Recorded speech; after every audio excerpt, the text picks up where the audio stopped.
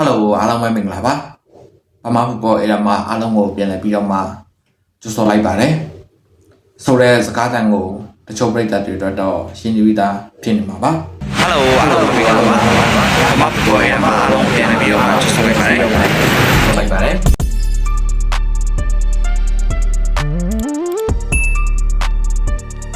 ဟုတ်ပါတယ်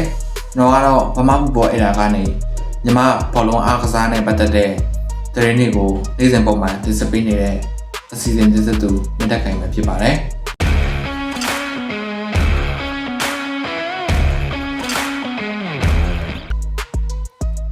ညီမဘောလုံးတရင်တွေကိုပြည်သက်တွေအကြားပုံမဆက်ဝင်စားမှု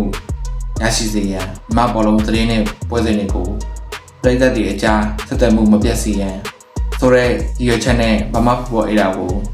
2024ခုနှစ်မတ်လ12ရက်နေ့မှာစတင်တည်ထောင်ခဲ့တာဖြစ်ပါတယ်။ဒါကြောင့်မို့ဗမာဖုတ်ဘောအေးတာရဲ့တက်တန်းဟာဒီခုဆိုရင်တစ်နှစ်ကျော်နှစ်နှစ်ကာလအတွင်းကိုရရှိခဲ့ပြီလေဖြစ်ပါတယ်။ပထမဦးစွာအနေနဲ့ဗမာဖုတ်ဘောအေးတာကိုဒီခုချိန်ထိ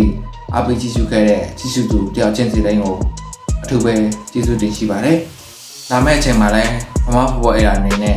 ဒီကြပုံကောင်းမွန်တဲ့သတင်းတွေဗီဒီယိုတွေကိုတင်ဆက်ပေးနိုင်ဖို့ကြိုးစားနေရရှိပါတယ်။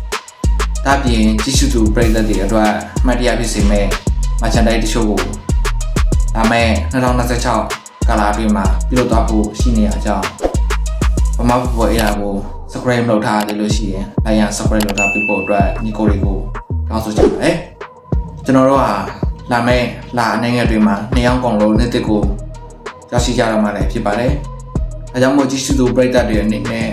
အမှတ်တရဖြစ်စေရန်ဗမာဖုတ်ဘောအေးတာကိုဘယ်ကနေစတင်ခဲ့ရလဲဘယ် social media platform ကနေဗမာဖုတ်ဘောအေးတာကိုစတင်ခဲ့ရလဲဒါမှမဟုတ်ကြည့်ရှုသူညီကိုတွေအနေနဲ့ဗမာဖုတ်ဘောအေးတာကိုဝေဖန်အကြံပြုပြောကြားလိုတာများရှိလို့ရှိရင်ယခု post ရဲ့ comment အောက်မှာ relax ဝင်အောင်ဆွေးနွေးသွားလို့ရပါတယ်ညီကိုရဲ့ comment တွေကိုနောက်ဗီဒီယိုတစ်ပုဒ်နဲ့အတူပြန်လည်ပြီးတော့မှဖြည့်ချပေးသွားပါမယ်ဟုတ်ကဲ့ပါအဆုံးထိကြည့်ရှုပေးတဲ့အတွက်အားလုံးကိုကျေးဇူးတင်ရှိပါတယ်ဒါရတဲ့နေ့ရက်လေးကိုဝယ်ဆင်နေကြပါစေ